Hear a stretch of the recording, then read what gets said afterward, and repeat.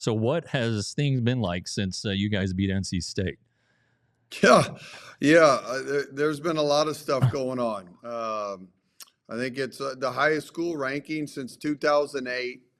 So it's been 16 years, and the first practice after our ranking, one of the fun things we did is I went around and asked staff and players, hey, tell me, what were you doing in 2008?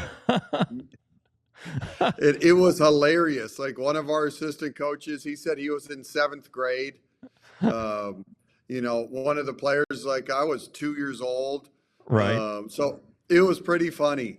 So that's been neat for our program, and obviously the school and the donors and alumni. The response has been incredible. And then the game in college athletics is recruiting, and so to be able to just parlay that on ESPN against a team that just played in the Final Four a year ago, to showcase our program, had a great environment and crowd, and so we've been busy on the recruiting trail as well. Well, good. I'm imagining you're getting good stuff. You guys return to action tomorrow against Incarnate Word, a noon tip-off, people. Noon tip-off, the annual field trip day. 4 games in 9 days, though, including a trip to Grand Cayman. That's pretty sweet. Although you have to play Notre Dame, so another tough one. So what does this win do for you guys? I mean, you guys didn't think it was an upset. You guys knew you felt confident you're going to win. So is it a confidence booster, or is it just reinforce some of the stuff you've been doing? Yeah, great question.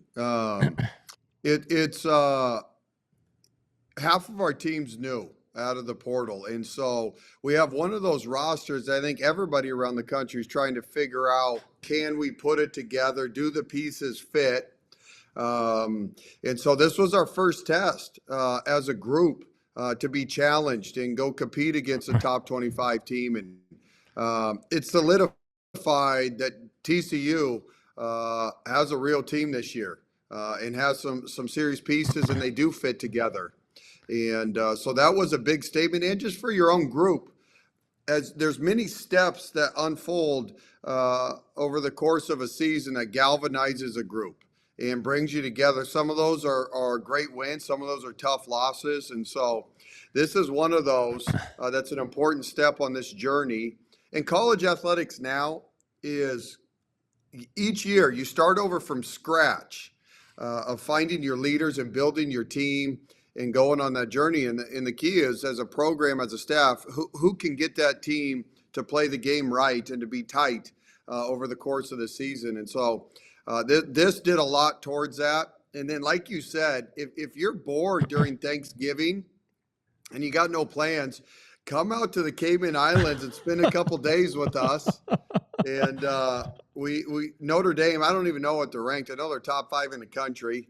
But it's going to be an unbelievable women's game. It's kind of the marquee game of the event. And then we'll also play a really, really good South Florida team. Yeah, the Bulls. Hey, so Sedona Prince, huge game the other day, 31-16, Big 12 Player of the Week. I mean, she's had a huge start to her season. She was great last season when she was healthy. Rank her among the top post players in the women's game. No question. You could make a legitimate argument that she's the best post player in college basketball. And it's the way I say that, she's so unique. She's 6'7", but has a feathery touch, can play out on the perimeter, can really pass it, kind of has a guard feel to her, and she can also post up. In the WNBA, for the New York Liberty, I would say the closest comparison is a special player named Jonquel Jones. In the NBA, it would be Nikola Jokic. Sedona's just so versatile as a 6'7" playmaking forward. She's a matchup problem. But Sedona, the sky's the limit. It always has been. The sky's the limit for Sedona. It's just her being able to put all of her gifts, put it all together. Yeah. How has Hailey helped her? It seems like, maybe the pick and roll, able to drive and maybe create an open look on penetration. How has Hailey impacted not just Sedona, but I guess the whole squad? Yeah, the pick and roll. It sure helps if you got a world-class playmaker and a great center. It makes the pick and roll work really well. Makes you look good, huh? Yeah, it does. You could coach the group. Hailey is one of the most mature, hardworking college athletes that I've ever been around. Just getting to see her train and prepare for the Olympics this summer. Watch her do her 3-a-days. Our players got to get a glimpse of what makes Hailey so special and what makes Hailey tick. And her preparation second to none.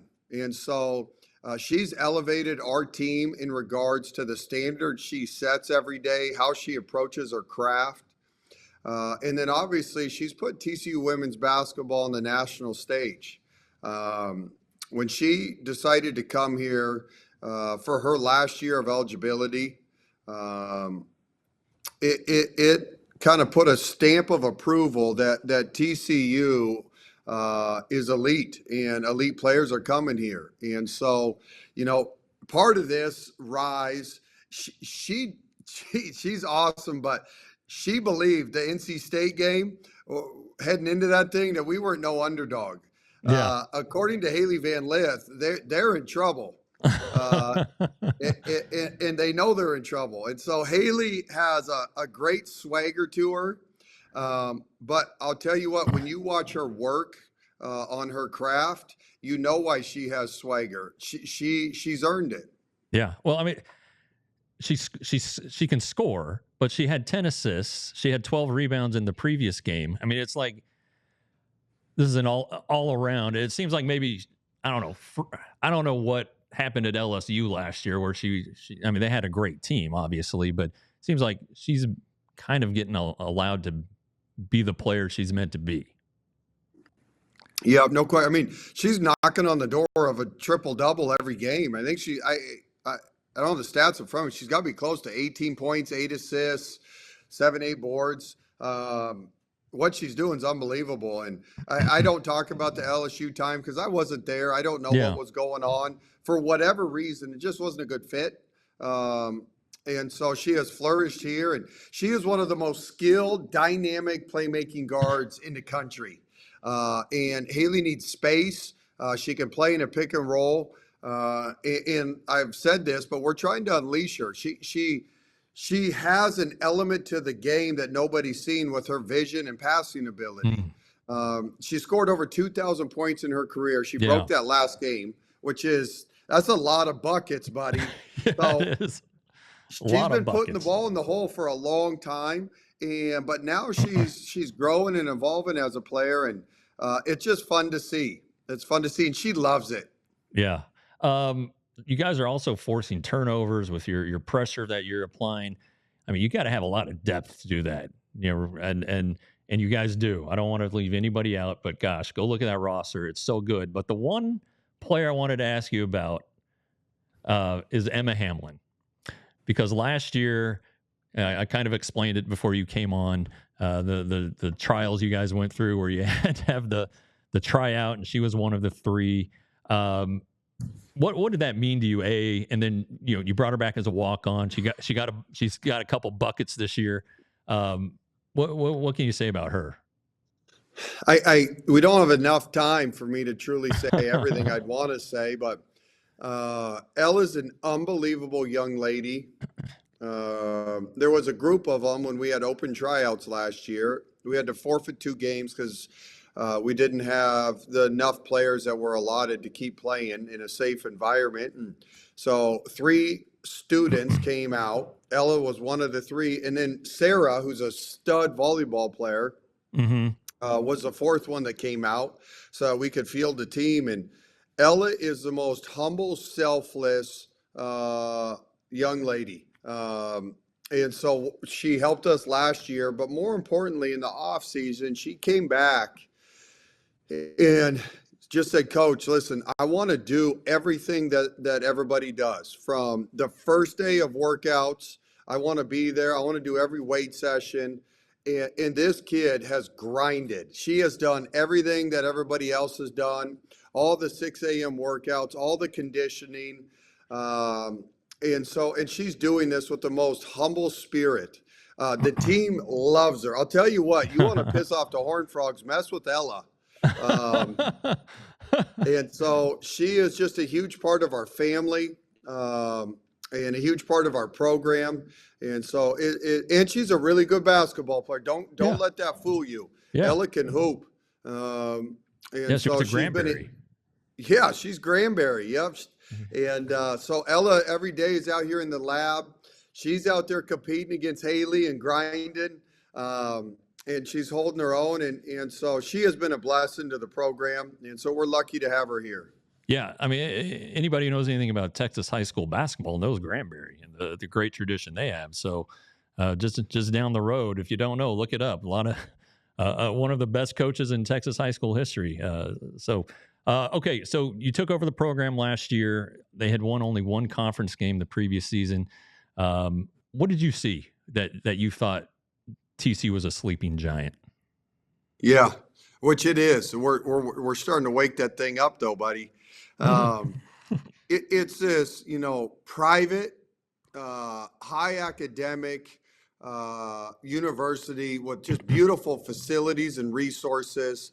And the location of where TCU's at in Fort Worth, for someone to send their daughter here. This bubble, I'll take our package against anybody in the country. And it was just at rock bottom. It just didn't add up. It didn't make sense. I didn't understand it.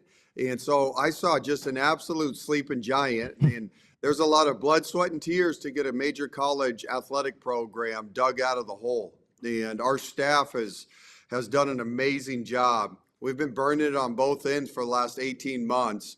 That NC State game was kind of a culmination of all the hard work. But TCU has everything in place to build one of the best women's programs in the country. And I felt that from day one, and I still believe that.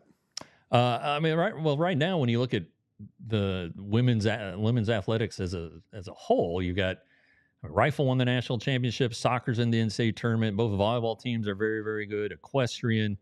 It's kind of like a renaissance for women's sports at TCU. And believe me, when I was there in 93 to 97, it wasn't pretty. All right.